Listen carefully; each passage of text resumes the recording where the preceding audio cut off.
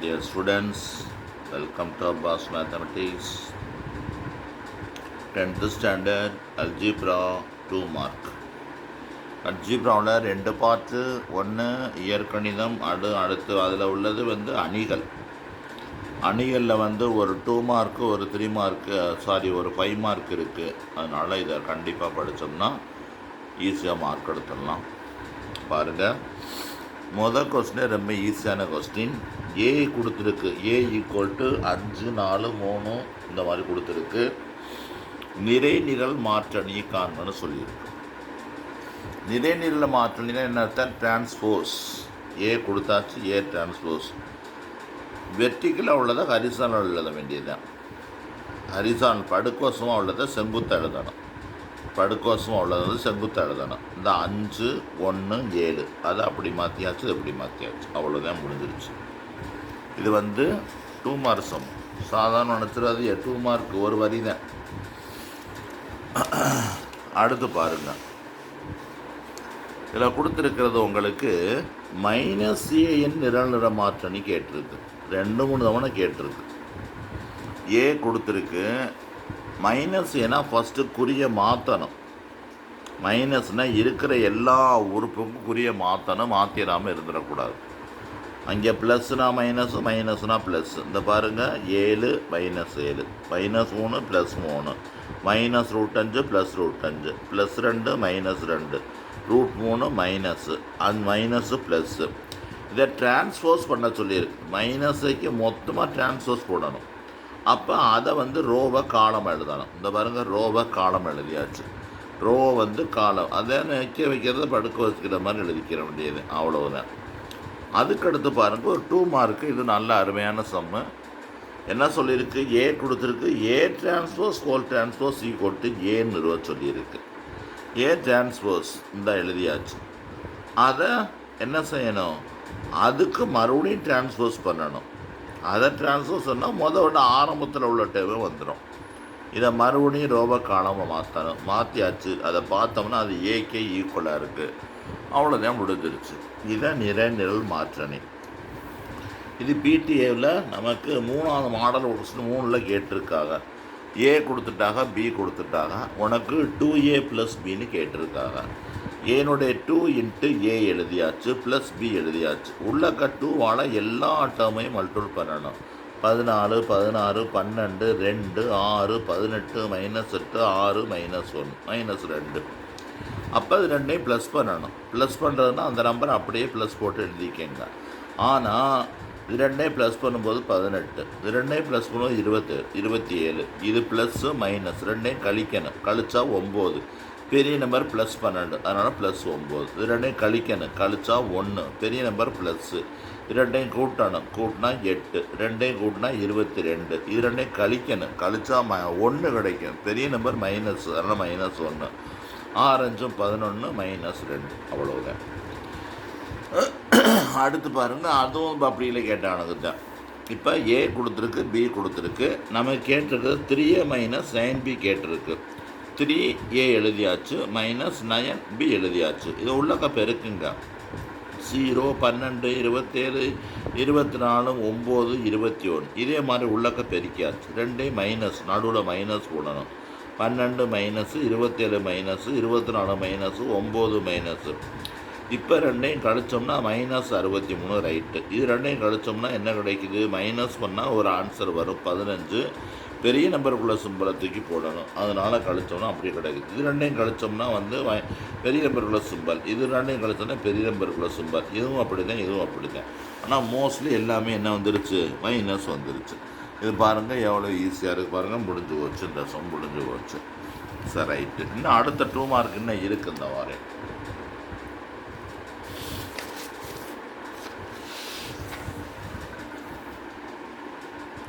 அடுத்து இது 5 மார்க்கில் வந்துடுது. இப்போ இது எதில் வந்துடுச்சு?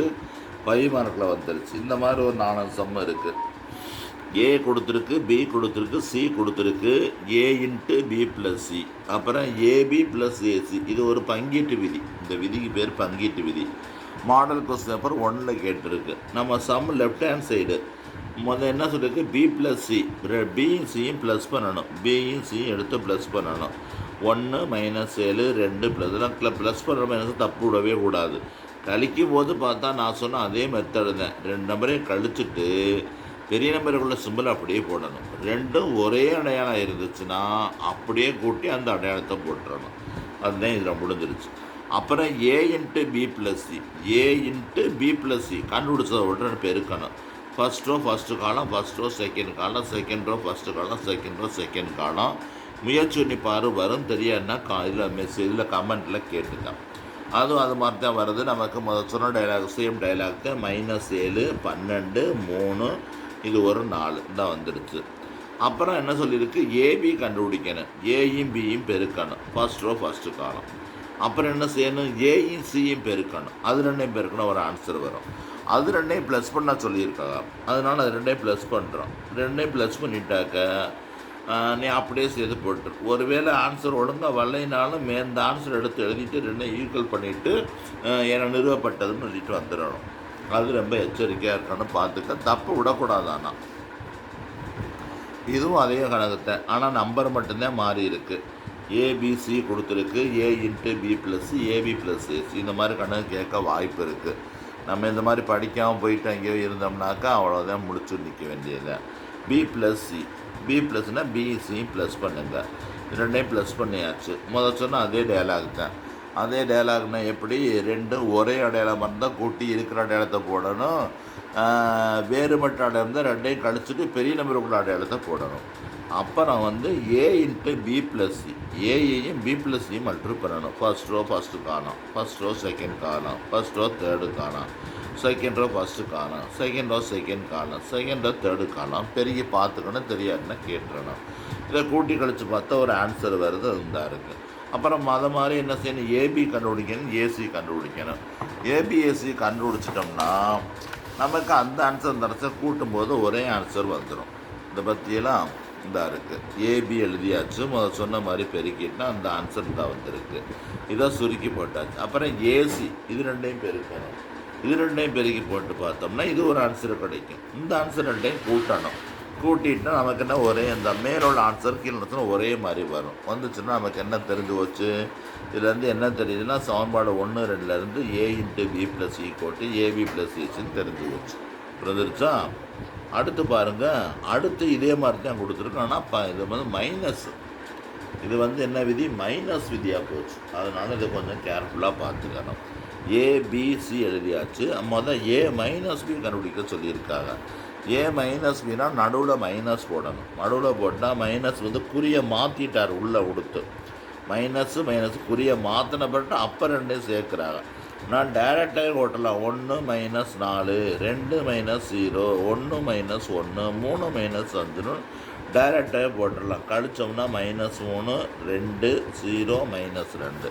அப்புறம் இதை சியை பின்னால் போட்டு பெருக்கணும், முன்னால் பெருக்கிடக்கூடாது. ஏ மைனஸ் சி போட்டாச்சு, இன்ட்டு சி போட்டாச்சு. First row first column, first row second column, second row first column, second row second column, அதை பூரா பெருக்கி சுருக்கணும், ஒரு ஆன்சர். அதுதான் லெஃப்ட் ஹேண்ட் சைடு. அப்புறம் ஏபி என்ன செய்யணும், ஏசி கண்டுபிடிக்கணும், ஏயும் சியும் பெருக்கணும். பெருக்கிட்டால் அந்த 4 4 5 6 வருது. அதே மாதிரி பிசி கண்டுபிடிக்கணும், பிசினா பியும் சியும் பெருக்கணும், அது ரெண்டையும் கண்டுபிடிச்சா ஒரு ஆன்சர் வரும். அது ரெண்டையும் மைனஸ் பண்ணணும், அது ரெண்டையும் மைனஸ் பண்ண ஒரு ஆன்சரை கிடைக்கும். அந்த ஆன்சர் சமன்பாடு 1 ஈக்குவலாக வரணும். அப்படி வந்துச்சுன்னா நமக்கு அந்த 2 ஆன்சர் ஈக்குவலாக வந்துருச்சு. 1 - 2 இருந்து என்ன சொல்லலாம், ஈஸியாக நம்ம அதை போட்டுடலாம். புரிஞ்சிருச்சா? அடுத்து பாருங்கள், அடுத்து இது 2 மார்க்கு. இப்போ என்ன கொடுத்துருக்கு, இரு அணிகள் கொடுத்துருக்கிறது. ஏ ப்ளஸ் பி = பி ப்ளஸ் ஏன்னு நிறுவ சொல்லியிருக்கு. அப்புறம் ஏ plus minus A plus A 0ன்னு prove பண்ண சொல்லியிருக்கு. ஏ ப்ளஸ் பி ஒன்று தெரியும், ரெண்டையும் கூட்ட வேண்டியது, கூட்டிகிட்டு வர்ற ஆன்சரை போடணும். பி ப்ளஸ் ஏ கண்டுபிடிக்கணும், பியை எழுதி ஏஏ பின்னால் எழுதி அதையும் கண்டுபிடிக்கணும். அது ரெண்டையும் கூட்டி பார்த்தா 2 ஆன்சர் ஒரே ஆன்சர் வரும். புரியுதா? இந்த மாதிரி வர்ற விதிக்கு பேர் பரிமாற்று விதின்னு சொல்லணும். இது பேர் பரிமாற்று விதி, காம்படேட்டிவ் ப்ராப்பர்ட்டின்னு சொல்லணும். சரி, ரைட்டு. ஆனால் கூட்டல் காம்படேட்டிவ் ப்ராப்பர்ட்டிக்கு ஒத்துக்கிறோம், அணிகளில் பெருக்கலில் காம்படேட்டிவ் ப்ராப்பர்ட்டி ஒத்துக்கிறாரு. இப்போ -a ஃபஸ்ட்டு -a தான் போட்டிருக்காரு. மைனஸ்னால் குறிய மாற்றணும். குறியை மாற்றி உள்ளக்க மைனஸால் பெருக்கியாச்சு. இந்த ஸ்டெப்பு தேவையில்லை, டைரெக்டாக அதை போட்டுடலாம். ஏ ப்ளஸ் மைனஸ் ஏயையும் மைனஸையும் கூட்டணும். கூட்டினோம்னா அப்படியே போட்டு ஆன்சர் 0 தான் வரும். ப்ளஸ் ஏ மைனஸ் 0 வந்த மாதிரி இதை அப்படியே குறியை மாற்றி போட்டு ஆன்சர் 0. இதை 1ன்னு வச்சுக்கணும். அப்புறம் மைனஸ் ஏ ப்ளஸ் ஏ போடணும். மைனஸ் ஏ ப்ளஸ் ஏனாக்கா மைனஸ் ஏக்கும் ப்ளஸ் ஏக்கு மேலே எழுதி ரெண்டையும் கூட்டி போட்டால் 0 தான் வரும். அப்போ என்ன சொல்லிடலாம், தேர்ஃபோர் அந்த சம் எடுத்து எழுதி என்ன நிறுவப்பட்டதுன்னு எழுதிடலாம். 1 மற்றும் 2ன்னு போட்டு ஏ plus minus A plus A equal 0 அப்படின்னு சொல்லிடலாம். அடுத்து பாருங்கள், இது ஒரு முக்கியமான கணக்கு, ஈஸியான கணக்கு. இந்த அவ்வளோதான் முடிய போது பார்த்துக்குங்க. A equal to cos theta, A equal to cos theta sin theta minus sin theta cos theta கொடுத்துருக்கு. ஏ டிரான்ஸ்போஸ் ஐன்னு ப்ரூவ் பண்ண சொல்லியிருக்காங்க. ஏ எழுதியாச்சு, ஏ டிரான்ஸ்போஸ் எழுதியாச்சு, ரெண்டையும் பெருக்க போகிறோம். First row first column, first row second column, second row first column, second row second column. பெருக்குன்னா காஸ்க தீட்டா சைன்ஸ் தீட்டா 1, இது ப்ளஸ்ஸு இது மைனஸ் அறிவிட்டு போயிடும்.